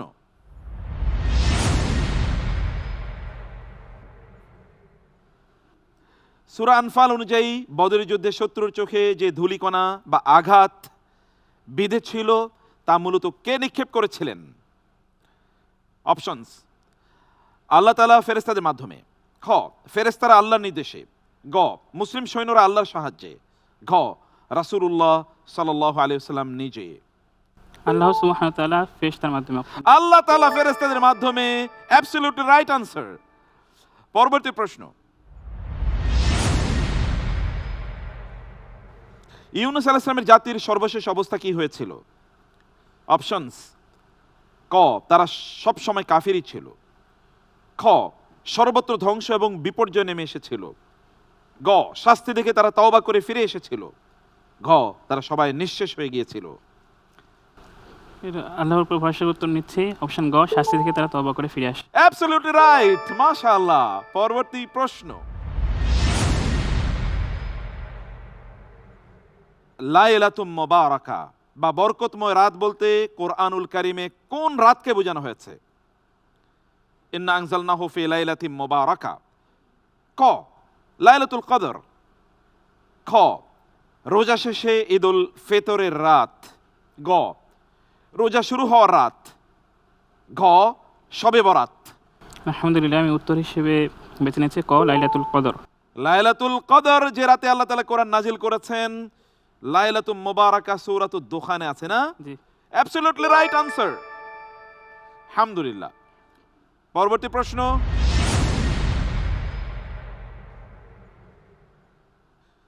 সূরা আল আহকাফে দাঈ আল্লাহ বা আল্লাহর দিকে আহ্বানকারী বলে কাকে উদ্দেশ্য করা হয়েছে? দাঈ আল্লাহ, সূরাতুল আহকাফ। অপশন: ক নূহ আলাইহিস সালাম, খ ইব্রাহিম আলাইহিস সালাম, গ মূসা আলাইহিস সালাম, ঘ রাসূলুল্লাহ সাল্লাল্লাহু আলাইহি ওয়াসাল্লাম। আলহামদুলিল্লাহ, সূরা আহকাফের 45 থেকে 44 আয়াতে এটা আল্লাহ রসুলকে নির্দেশ দিয়েছেন, মানে রসুলকে বলেছেন। তো আমি অপশন হিসেবে বেছে নিচ্ছি ঘ, রাসূলুল্লাহ। ইয়া কওমি আজিবু দাঈ আল্লাহ, অ্যাবসলিউটলি রাইট আনসার।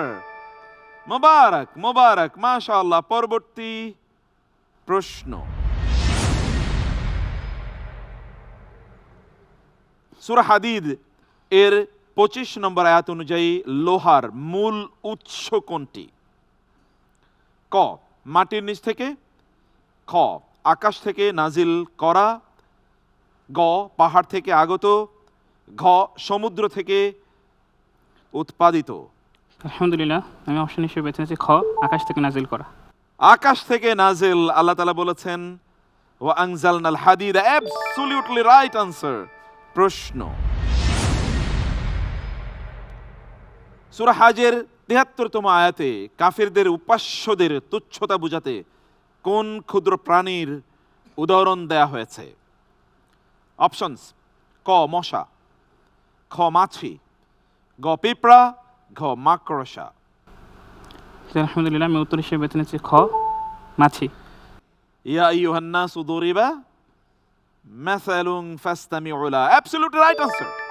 আলহামদুলিল্লাহ। প্রশ্ন, সূরা মুমিনুন অনুযায়ী সফল মুমিনদের প্রথম গুণ কোনটি? ক দান করা, খ হজ করা, গ সালাতে বিনয়, ঘ জিহাদ করা। আলহামদুলিল্লাহ, আল্লাহ তাআলা বলেছেন আল্লাযিনাহুম ফি সলাতিহিম খাশিউন, তো সেই অনুযায়ী হচ্ছে অপশন গ সলাতে বিনয়। সালাতে বিনয়ে রাইট আনসার। সলাতিহিম খাশিউন। পরের প্রশ্ন,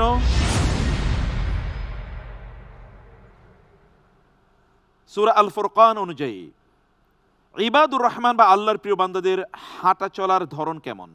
ক ধীর বিনয়ী, অহংকার মুক্ত, পরিস্থিতি অনুযায়ী ভারসাম্যপূর্ণ, খ দ্রুত, দৃঢ়চেতা, কখনো বিনয়ী কখনো আত্মবিশ্বাসী, গ মাঝারি গতির, আত্মসম্মান বজায় রেখে কখনো ধীর কখনো দ্রুত, ঘ উচ্চকণ্ঠ, দৃঢ়চেতা, প্রায় অহংকার মুক্ত নয়, মাঝে মাঝে অহংকার আছে। জি, আলহামদুলিল্লাহ, আমি উত্তর হিসেবে বেছে নিচ্ছি অপশন ক ধীর, বিনয়ী, অহংকার মুক্ত, পরিস্থিতি অনুযায়ী ভারসাম্যপূর্ণ। ইবাদুর রহমান আল্লাযীনা ইয়ামশুনা আলাল আরদি হাওনাও। হাওনা, absolutely right answer. Last question, সূরা ওয়াকিয়া অনুযায়ী মানুষ কত দলে বিভক্ত হয়েছে এবং কে কে? ক তিনটি দল, ধনী দরিদ্র মধ্যবিত্ত, খ তিনটি দল, ফেরেশতাপন্থী, মোমেন এবং কাফের, গ তিনটি দল হচ্ছে কাবিলাপন্থী, আল্লাহ ভক্ত এবং অবিশ্বাসী, ঘ নেককার, মধ্যবর্তী এবং কুফার। আসহাবুল শিমাল, আসহাবুল মাইমানা, আসহাবুল মুকররাবুন, তো সেই অনুযায়ী হচ্ছে ফেরেশতাপন্থী বলতে কি বোঝানো হয়েছে? অপশন হিসেবে বেছে নিচ্ছে খ তিনটি দল, ফেরেশতাপন্থী, মুমিন, কাফির। খ বলছেন, খ আমরা লক করছি কিন্তু সিস্টেম বলছে আসলে খ, অর্থাৎ একদল হচ্ছে নেককার আবরার যারা একেবারে মুকাররাবুন অন্তর্ভুক্ত, তারপরে মধ্যবর্তী যারা আসহাবুল ইয়ামিন, এবং আরেক দল হচ্ছে আসহাবুশ শিমাল। আমরা সবগুলো প্রশ্নের উত্তর পেয়ে গেলাম আলহামদুলিল্লাহ আপনার কাছ থেকে। জাযাকাল্লাহু খায়রান, it was an absolutely fascinating performance today. অসাধারণ ছিল আলহামদুলিল্লাহ। আল্লাহ তাআলা কোরআনের সাথে আপনার সম্পর্ককে আরো মজবুত করুন, আমিন আমিন। আল্লাহুম্মা আমিন। প্রিয় দর্শক, আমরা শুনলাম কোরআনে আল্লাহ সুবহানাহু ওয়া তাআলা সূরাতুল ওয়াকিয়াতে বলেছেন মানুষের অবস্থা তিনটি। একটা হচ্ছে আল আবরার, যারা আল মুকাররাবুন, আরেকজন যারা আসহাবুল মাইমানা, আসহাবুল ইয়ামিন বলে আল্লাহ তাআলা উল্লেখ করেছেন, আর একদল তো কুফার, তারা আসহাবুশ শিমাল। আল্লাহ সুবহানাহু ওয়া তাআলা তাদের ব্যাপারে বলেছেন তারা জাহান্নামে ধোঁয়ার মধ্যে থাকবে, আগুনের মধ্যে থাকবে, এবং তাদের জন্য খাবার রয়েছে কি সে কথাও রয়েছে এই সূরাটিতে। সূরাটি আমাদের ভালো করে পড়া দরকার। আর আমরা যেন কোরআনের সাথে সত্যিকার অর্থে খুব কঠিন শক্তিশালী সম্পর্ক তৈরি করতে পারি, সেই উদ্দেশ্যে আমাদের আয়োজন। এবং দেখছেন BRB Quranic genius powered by BRB hospitals limited. আমরা যাচ্ছি ছোট্ট বিরতিতে এবং ফিরছি আজকের সর্বশেষ উপযোগীর সাথে আলাপন নিয়ে, যেখানে আমরা প্রশ্নে প্রশ্নে অনেক কিছু জানবো। থাকুন আমাদের সাথেই। BRB Quranic genius, BRB Quranic genius. আমার সাহস, আমার আস্থা, বিআরবি কেবলস, বাংলাদেশের সবচেয়ে নির্ভরযোগ্য কেবল। পুরাতন নয়, স্ক্র্যাবও নয়, শতভাগ আমদানিকৃত 99.99% পিউরিটি সম্পন্ন উন্নত মানের কপার। BRB cables.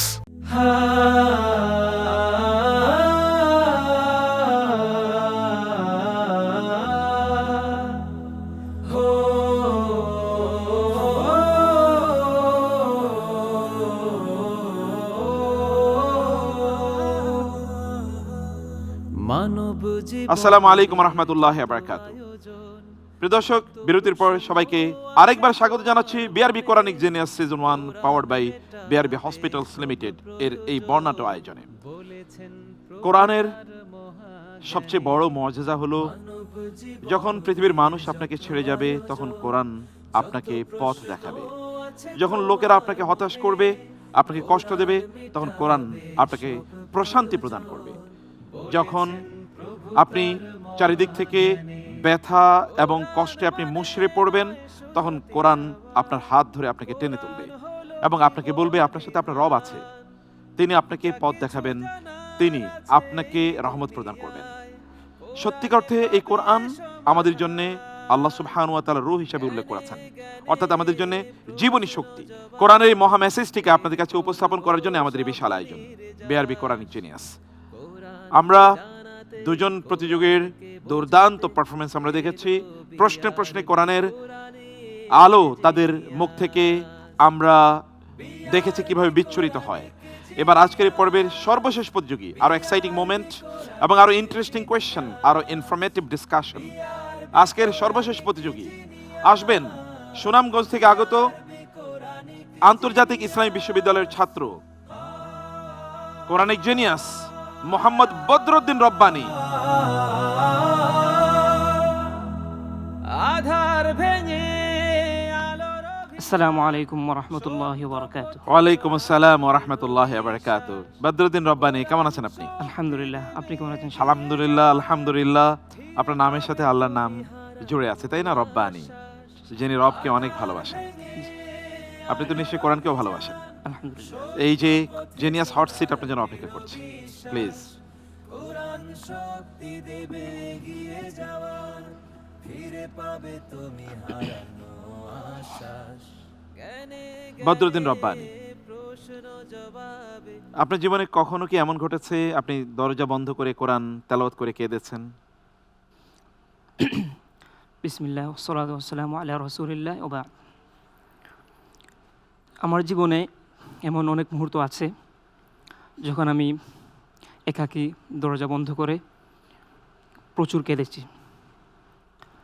তোর মধ্যে আমার স্মৃতিতে সবসময় যে মুহূর্তটি জাগরুক, ওটি হলো আমার আব্বুর ইন্তেকালের পর। আমি যখন আব্বুর ইন্তেকালের সংবাদ শুনি, 2018 সালের শেষ দিক ছিল তখন। আমি ঢাকায় ছিলাম আর আমার বাড়ি সুনামগঞ্জ, মধ্যখানে লম্বা দূরত্ব। আমি মাগরিবের প্রায় আধা ঘন্টা পর সংবাদ পাই। আমি তখন অনেক ছোটই ছিলাম বলতে গেলে, আমার বোধ তখন ততটা পরিপক্ক ছিল না। প্রথমে শুনে আমি তেমন একটা বুঝতে পারিনি, যদিও আমার আব্বু অনেক অসুস্থ ছিলেন এর আগ মুহূর্তে। তবুও সন্তান হিসেবে কোনো সন্তানই তো চায় না তার বাবা নাই এই মুহূর্তটি কল্পনা করার। তো ওই না চাওয়াটা আমার ভেতরেও ছিল। আমি বিশ্বাস করতে পারিনি যে আমার আব্বু নেই। আমি তখন আমার যতটুকু মনে পড়ে সায়েদাবাদের দিকে, তখন একটা ওয়াশরুমে ঢুকে, তখন তো আসলে আমার কোথাও যাওয়ার ছিল না। আমি বাসের টিকিট কেটেছি, কাটার পর আমি একটু ওয়াশরুমে ঢুকে দরজা বন্ধ করে প্রচণ্ড শব্দে কান্না করেছিলাম। পানির টেপ ছেড়ে তো অনেক কান্না করেছিলাম। তখন আমার কোরআন শরীফের একটা আয়াত মনে পড়ল। আল্লাহ সুবহানাহু ওয়া তাআলা বলেন, ওয়ামা মুহাম্মাদুন ইল্লা রাসূল কদ খালাত মিন ক্বাবলিহির রাসূল। তখন আমার মনে পড়ল সাহাবীদের কান্নাকাটির দৃশ্যের কথা। হযরত ওমর রাদিয়াল্লাহু তাআলা আনহু অজুর ধারায় কান্নাকাটি করছেন, সাহাবীরা এদিক ওদিক কান্নাকাটি করছেন। কেউ বিশ্বাস করতে পারছেন না রাসূল সাল্লাল্লাহু আলাইহি ওয়াসাল্লাম ইন্তেকাল করেছেন। আমরা যখন রাসূলের সিরা পড়ি, আমার কাছে মনে হয় সিরাতের সবচেয়ে কষ্টকর এবং সবচেয়ে হৃদয় বিদারক মুহূর্ত হলো রাসূলের ইন্তেকালের কথাটি পড়া। তখন আমি নিজেকে সংবরণ করে নিই যে আমার বাবা তো এসেছেন দুনিয়াতে, বা আমরা এসেছি, বা আল্লাহ তাআলা যাদেরকে পাঠিয়েছেন সবাই তো আসলে চলে যাওয়ার জন্য এসেছে। আল্লাহ তো বলেই দিয়েছেন, ইন্না লিল্লাহি ওয়া ইন্না ইলাইহি রাজিউন, আমরা আল্লাহর থেকে এসেছি, আল্লাহর কাছেই ফিরে যাব। তখন আমি নিজেকে সংবরণ করে নিই, আমি আল্লাহর ফয়সালায় সন্তুষ্ট হয়ে যাই। কোরআন আপনাকে কি দিয়েছে? আমি জীবনে যা কিছু পেয়েছি বলতে গেলে কোরআনের বদৌলতেই পেয়েছি। সুবহানাল্লাহ। যেমন এখানে আসার ব্যাপারটা আমার সাথে প্রায় অলৌকিকের মতো। আমি তো সেরা 30-এ ছিলাম না, ওয়েটিংয়ে ছিলাম। ওয়েটিংয়ে সম্ভবত 5ম বা 6ষ্ঠ এরকম ছিলাম। আমি এখান থেকে যাওয়ার পরে জুমাবার আমি ঢাকার আমি একটু বইপত্র পড়তে ভালোবাসি। বিভিন্ন বুকশপ থেকে বইপত্র কালেক্ট করে আমি চট্টগ্রাম চলে যাওয়ার জন্য মোটামুটি প্রস্তুত। যখন ফোন আসলো যে আমি সেরা 30-এ চান্স পেয়েছি, তখন আমার মনে পড়লো আমি যখন এখান থেকে চলে যাই তখন রাত প্রায় 11টার মতো। আমি আকাশের দিকে তাকিয়েছিলাম। তখন আমার মনে পড়লো যে রাসূল সাল্লাল্লাহু আলাইহি ওয়াসাল্লাম যখন কাবাকে কিবলা করার তাড়নায় আকাশের দিকে বারবার চাইতেন, আল্লাহ তাআলা সেই দৃশ্যকে জীবন্ত করে তুলেছেন কোরআনের। আলহামদুলিল্লাহ, অসাধারণ উপলব্ধি। কষ্টের সময়, প্রত্যাশার সময় আকাশের দিকে তাকানো অন্তরকে বড় করে দেয়, আল্লাহর প্রতি আমাদের তাওয়াক্কুলকে অনেক বাড়িয়ে দেয়। অসাধারণ এই উপলব্ধি, আমরা শ্রদ্ধা জানাই আপনার এই উপলব্ধিকে, এবং এর মাধ্যমে আমরা প্রবেশ করতে চাই আমাদের মূল প্রতিযোগিতায়। আপনি রেডি তো ইনশাআল্লাহ? ইনশাআল্লাহ। আপনার জন্য 5টি সেগমেন্ট আছে। 5টি সেগমেন্টে আপনাকে প্রায় 16টি প্রশ্নের উত্তর দিতে হবে। ইনশাআল্লাহ। আমরা যাচ্ছি প্রথম সেগমেন্টে। এই সেগমেন্টে আমরা আপনাকে কোরআনের কোনো সূরা অথবা আয়াতের ফজিলত সংক্রান্ত প্রশ্ন করব। প্রশ্ন: রাসূল সাল্লাল্লাহু আলাইহি ওয়াসাল্লাম যখন জাদু অথবা তাবিজের কারণে অসুস্থ হয়ে পড়লেন, তখন তিনি 2 সূরার মাধ্যমে আল্লাহ তাআলার আশ্রয় প্রার্থনা করেছিলেন। সেই 2টি সূরা কি? অপশনস: সূরাতুল ফালাক এবং সূরাতুন নাস, সূরাতুল ফালাক এবং সূরাতুল ইখলাস, সূরাতুন নাস এবং সূরাতুল ইখলাস, সূরাতুল ফালাক এবং সূরাতুল কাউসার। আলহামদুলিল্লাহ, আল্লাহর উপর তাওয়াক্কুল করে আমি অপশন হিসেবে বেছে নিচ্ছি ক, সূরা আল ফালাক এবং সূরা আন-নাস। সূরা আল ফালাক এবং সূরা আন-নাস। উত্তর যথাযথ হয়েছে, মাশাআল্লাহ, আলহামদুলিল্লাহ। বিউটিফুল। অর্থাৎ কেউ যদি জাদুগ্রস্ত হয় অথবা জেনে কাউকে স্পর্শ করেছে, ক্ষতিগ্রস্ত হওয়ার সম্ভাবনা আছে, তিনি যদি সূরাতুল ফালাক এবং নাস পড়েন তাহলে এই বিপদ থেকে তিনি মুক্তি পেয়ে যাবেন ইনশাআল্লাহ। তাহলে তো আমাদের ওজা, বেদে ইত্যাদি জায়গায় গিয়ে শিরকি কোনো কাজের কোনো প্রয়োজনই পড়ে না। কোরআনই তো সলিউশন। সুবহানাল্লাহ। সকাল এবং সন্ধ্যায় যদি এই 2টো সূরা পড়া হয় তাইলে তো আর জিন জাদু তাকে স্পর্শ করতে পারে না, তাই না? জি, আপনি কি তাই বলতে চাচ্ছেন? অবশ্যই। আলহামদুলিল্লাহ। আমরা যাচ্ছি পরবর্তী সেগমেন্টে। এই সেগমেন্টে আমরা আপনাকে কোরআন অ্যান্ড সোশ্যাল ইস্যুস 2টো প্রশ্ন করব। আপনি সময় পাবেন 3 মিনিটের মতো। চলুন প্রশ্নের দিকে যাই।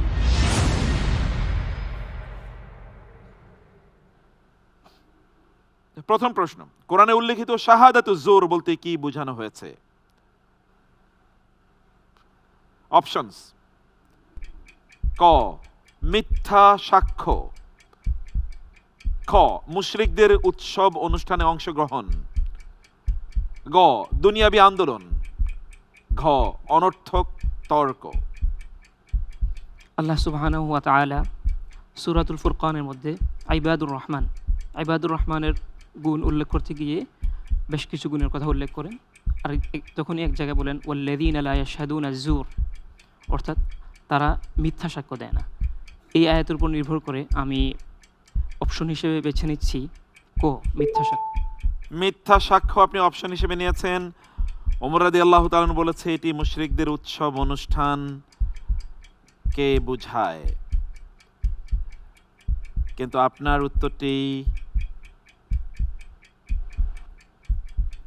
উত্তরটিও সঠিক ছিল। আলহামদুলিল্লাহ, আলহামদুলিল্লাহ, আলহামদুলিল্লাহ, মোবারক। পরবর্তী প্রশ্ন: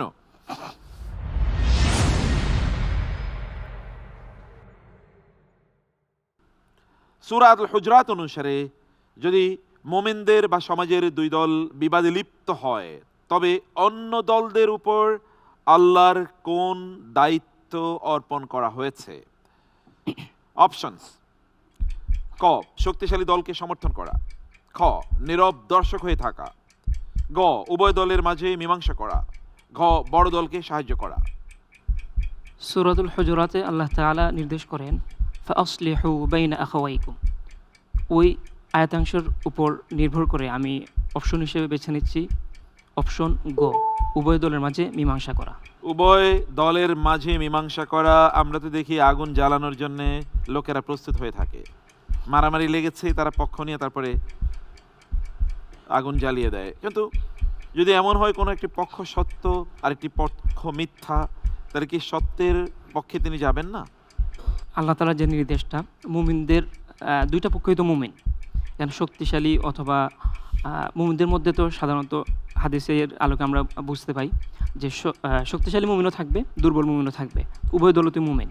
সেই হিসেবে ওই দৃষ্টিকোণ থেকে যে আল্লাহ তাআলার যে ফাসলিহু বাইনা আখাওয়াইকুম, বা মুমিনদের যে দুইটা দলের মধ্যে মীমাংসা করা, এই মীমাংসা করাটাই কোরআনের আলোকে বা আমার তাদাব্বুর অনুযায়ী এটাকে যথাযথ মনে হচ্ছে। এখানে শক্তিশালী দল বা দুর্বল দলকে সমর্থন করাটা অন্তত আমার কাছে, বা সত্যপন্থীকে সমর্থন করার ইস্যু আপনি মনে করছেন না? ফাইম বাগাত ইহদাহুমা আলাল উখরা ফাকাতিলুল্লাতী তাবগী হাত্তা তাফিআ ইলা আমরিল্লাহ। আপনার উত্তরটি যথাযথ হয়েছে, আলহামদুলিল্লাহ, আলহামদুলিল্লাহ। আমরা যাচ্ছি পরবর্তী সেগমেন্টে। এই সেগমেন্টে আমরা কোরআনের একটি শব্দ নিয়ে আপনাকে প্রশ্ন করব। আপনাকে সেই শব্দটি থেকে গভীর গূঢ়ার্থ বের করে বলতে হবে। দেখি প্রশ্নটি কি। সূরা লোকমান আল্লাহ সুবহানাহু ওয়া তাআলা লাহু ওয়াল হাদিস দিয়ে মানুষকে পথভ্রষ্টকারীদের নিন্দা করেছেন। প্রশ্ন হলো, এখানে লাহু ওয়াল হাদিস বা লাহওয়া এর মানে কি? অপশনস: ক, অপ্রয়োজনীয় কথা; খ, অসত্য ইতিহাস; গ, যা মানুষকে সত্য থেকে গাফিল করে দেয়; ঘ, ভিন্ন ধর্মের আলোচনা। মানুষকে আল্লাহ সুবহানাহু ওয়া তাআলা লাহু ওয়াল হাদিস আল্লাহ সুবহানাহু এর ব্যাপারে নিন্দা করেছেন। জি, কোরআন মাজিদে বলেন লাহওয়াল হাদিসি লিয়ুদিল্লা আন সাবিলিল্লাহ, লিয়ুদিল্লা আন সাবিলি, অপ্রয়োজনীয় কথা যা মানুষকে আল্লাহ তাআলার পথ অথবা সত্য থেকে গাফেল করে, জি, সত্য থেকে বিরত রাখে। সেই অনুযায়ী আমার কাছে মনে হচ্ছে ক এবং গ দুটি সঠিক হতে পারে। ক এবং গ দুটোই সঠিক উত্তর। আপনি কি দুটোই নেবেন না একটি নেবেন? লাহওয়াল হাদিসি প্রথম অংশ যদি নেই তাহলে অপ্রয়োজনীয় কথা, লিয়ুদিল্লা আন সাবিলি, যা মানুষকে সত্য থেকে গাফেল করে। যেহেতু আয়াতে দুটিরই ইঙ্গিত আছে, আমি প্রথম অংশটি নিচ্ছি। প্রথম অংশটি নিচ্ছেন? লাহুন। আমরা এক্সট্রিমলি সরি, আপনার প্রথম অংশটি আমরা নিতেই পারলাম না। লাহউন আর লাগউন এর মধ্যে পার্থক্য আছে। লাগউন মানে হচ্ছে অপ্রয়োজনীয় কথা, কিন্তু লাহউন এটি যা সত্য থেকে মানুষকে গাফিল করে দেয়। আপনি ঠিক ছিলেন প্রথমেই, কিন্তু পরে আপনি কনফিউশনে পড়ে গেলেন। আমরা এই উত্তরটি নিতে পারলাম না, অ্যাবসলিউটলি সরি। আলহামদুলিল্লাহ। পরের সেগমেন্ট। এই সেগমেন্টে আমরা কোরআনের স্টোরি বলবো। আপনি স্টোরি এর ইনসাইট মানে ভেতরের কথা আমাদেরকে বলবেন। চলুন প্রশ্নগুলো দেখি।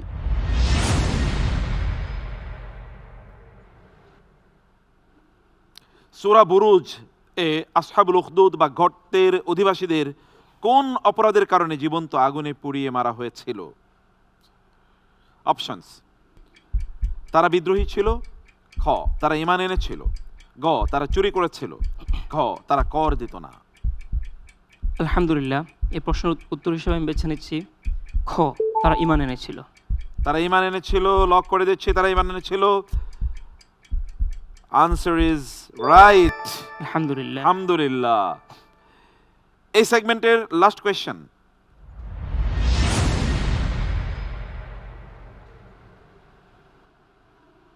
হযরত ইব্রাহিম আলাইহিস সালাম এর আগুনে নিক্ষেপের ঘটনা আকীদাগত কোন বিষয়কে জোরদার করে? অপশনস: ক, নবীরা বিপদে পড়েন না; খ, আল্লাহ কারণের ঊর্ধ্বে ক্ষমতাবান, কার্যকারণ; গ, আগুন ক্ষতি করে না; ঘ, মুআজিজা একটি বিরল ঘটনা। আলহামদুলিল্লাহ, এখানে আমরা কোরআন মাজিদ পড়ে যা বুঝতে পারি, ইব্রাহিম আলাইহিস সালামকে যখন আগুনে নিক্ষেপ করা হলো, তখন আল্লাহ তাআলা নির্দেশ দিয়েছিলেন আগুনকে শান্ত এবং শীতল হয়ে যাওয়ার জন্য, আরামদায়ক হয়ে যাওয়ার জন্য। জি, আগুন ইব্রাহিম আলাইহিস সালামের একটা পশমও পোড়াতে পারেনি। জি, সেখান থেকে আমরা বুঝতে পারি যে আগুনের কোনো ক্ষমতা নেই কারো ক্ষতি করার, ক্ষমতা একমাত্র আল্লাহ তাআলারই। সুতরাং আগুন ক্ষতি করতে পারে না। তার উপর নির্ভর করে আমি অপশন হিসেবে বেছে নিচ্ছি গো, আগুন ক্ষতি করে না। আগুন কি ক্ষতি করে না? আগুন তো জ্বালিয়ে দেয়। আগুন নিজ থেকে ক্ষতি করে না। আগুন নিজ থেকে ক্ষতি করে না, এই ব্যাখ্যা এখানে নাই একেবারেই। মূলত উত্তরটি ছিল খ, আল্লাহ তাআলা কার্য কারণের ঊর্ধ্বে। কোনো কারণ প্রয়োজন হয় না আল্লাহ তাআলার, তিনি কারণের ঊর্ধ্বে। আপনি প্রায় কাছাকাছি উত্তর দিয়েছিলেন, কিন্তু পরে আপনি গতে চলে গেছেন, আমরা উত্তরটি নিতে পারলাম না, সরি। আমরা চলে যাচ্ছি লাস্ট সেগমেন্টে, ঝটপট সেগমেন্ট। আপনি অনেকগুলো প্রশ্ন আছে, উত্তর দিয়ে অনেক মার্কস আপনি তুলে নিতে পারবেন ইনশাআল্লাহ, অনেক নাম্বার তুলে নিতে পারবেন। চলুন স্টার্ট করি।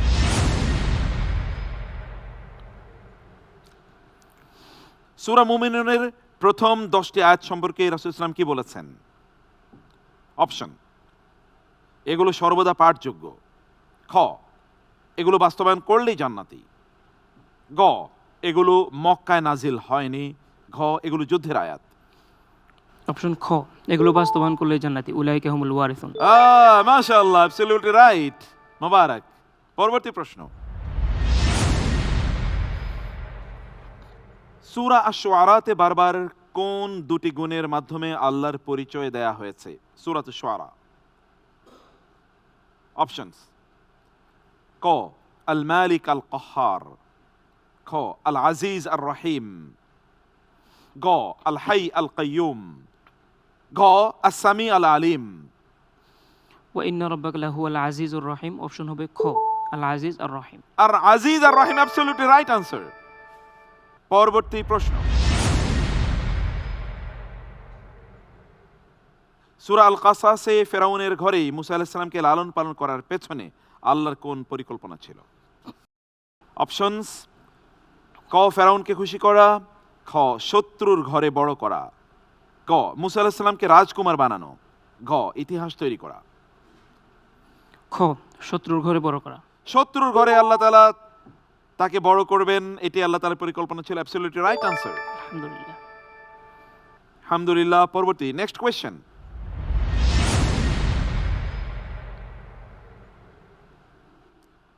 সূরা আর-রা'দ অনুযায়ী মেঘের গর্জন বা বজ্র আল্লাহর পবিত্রতা ঘোষণা করে কিসের সাথে, কিসের সাথে মিলিয়ে? অপশন: বিরক্তির সাথে। খ, ক্রোধের সাথে। গ, প্রশংসা এবং ভয়ের সাথে। ঘ, বৃষ্টির সাথে। খ, ক্রোধের সাথে। লক করব? লক করে দিলাম। কিন্তু আমরা সূরাতুর রা'দে দেখি আল্লাহ তাআলা বলেছেন বিহামদিহি, প্রশংসার সাথে। উত্তরটি নিতে পারলাম না, সরি। পরবর্তী প্রশ্ন,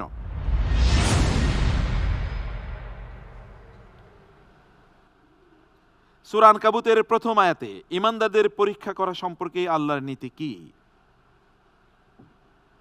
ক, ঈমান বললেই তারা জান্নাতি হবে। খ, ঈমান আনলে পরীক্ষা করা হবে। গ, পরীক্ষা কেবল কাফিরদের জন্য। ঘ, মুমিনদের পরীক্ষা হবেই না। আহাসিবান নাসু আন ইউতরাকু আন ইয়াকুলু আমান্না ওয়া হুম লা ইফতানুন। ঈমান আনলে পরীক্ষা করা হবে। খ, ঈমান আনলেই পরীক্ষা করা হবে, অ্যাবসলিউটলি রাইট আনসার। আলহামদুলিল্লাহ। আলহামদুলিল্লাহ। কিন্তু আমরা বলি যে মুমিন, আমি আল্লাহর এত ইবাদত করি, আমার কেন এত বিপদ হলো? কোরআন বলছে যদি কেউ ঈমান আনে তাহলে তাকে পরীক্ষা করা হবেই। Exactly right answer. পরবর্তী প্রশ্ন, সূরা রোমের 21 নম্বর আয়াতে দাম্পত্য জীবনের প্রধান উপকরণ হিসেবে কি বলা হয়েছে? ক, বংশ রক্ষা। খ, সম্পদ বাড়ানো। গ, প্রশান্তি ও ভালোবাসা। ঘ, সামাজিক মর্যাদা। মাওয়াদ্দাতা ওয়া রাহমা। গ, প্রশান্তি ও ভালোবাসা। প্রশান্তি ও ভালোবাসা, মাওয়াদ্দা এবং রাহমা বলে আল্লাহ তাআলা উল্লেখ করেছেন। ভেরি গুড আনসার, মাশাআল্লাহ। পরবর্তী প্রশ্ন,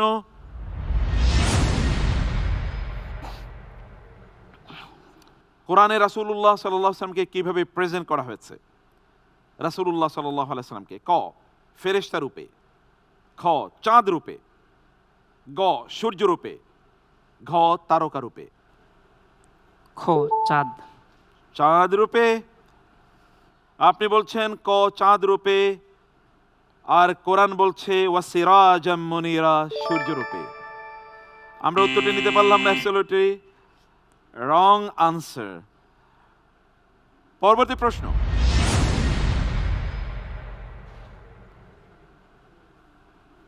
কোরআনে ফেরেশতাদের সামনে আদম আলাইহিস সালামের মর্যাদা বোঝানোর জন্য তাকে কি বিশেষ গুণ দেয়া হয়েছিল?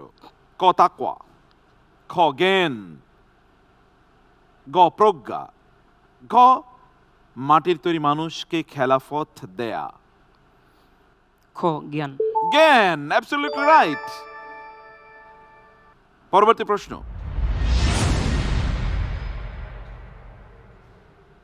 নবুয়তের দায়িত্ব অর্পিত হওয়ার পর হযরত মূসা আলাইহিস সালাম আল্লাহ তাআলার কাছে কোন মানবিক আশঙ্কা প্রকাশ করেছিলেন? অপশনস: ক ভাষাগত দুর্বলতা, খ দারিদ্র্য, গ পূর্বের হত্যার ঘটনা, ঘ কওমের অবাধ্যতা। ক ভাষাগত দুর্বলতা। ভাষাগত দুর্বলতা, তার মুখে একটু জড়তা ছিল। রব্বিশ রাহলি সদরি ওয়াসিরলি আমরি ওয়াহলুল উকদাতাম মিন লিসানি, জিহ্বার যে জড়তা। অ্যাবসলিউটলি রাইট আনসার, আলহামদুলিল্লাহ। মাশাআল্লাহ, মোবারক। Next question,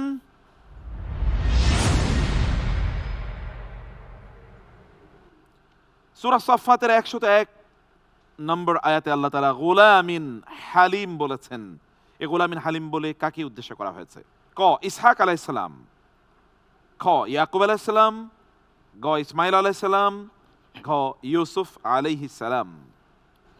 ফাবাশশিরহু বিগুলামিন Halim. নাম ক ইসহাক আলাইহিস সালাম। ইসহাক আলাইহিস সালাম আপনি বলছেন, উত্তর হলো ইসমাইল আলাইহিস সালাম।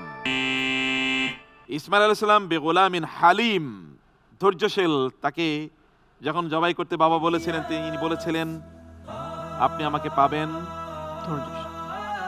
মিনাস সাবিরিন, ধৈর্যশীল। মাশাআল্লাহ, মোবারক, জাযাকাল্লাহ খায়ের। অসাধারণ ছিল আপনার এই পারফরমেন্স। আল্লাহ তাআলা আপনার সম্মান মর্যাদা অনেক বাড়িয়ে দিন, আল্লাহুম্মা আমিন। আসসালামু আলাইকুম ওয়া রাহমাতুল্লাহ। ওয়ালাইকুম আসসালাম ওয়া রাহমাতুল্লাহি ওয়া বারাকাতুহু। প্রিয় দর্শক, এই যে চমৎকার আয়োজন, আমরা জানলাম প্রশ্নে প্রশ্নে কোরআনের অনেক গূঢ় তথ্য, আমরা জানলাম অনেক জ্ঞান, অর্জন করলাম কোরআনের নলেজ, উইজডম, ইনসাইট, যেটি আমাদেরকে সত্যিকার আলোকিত মানুষে পরিণত করবে ইনশাআল্লাহ।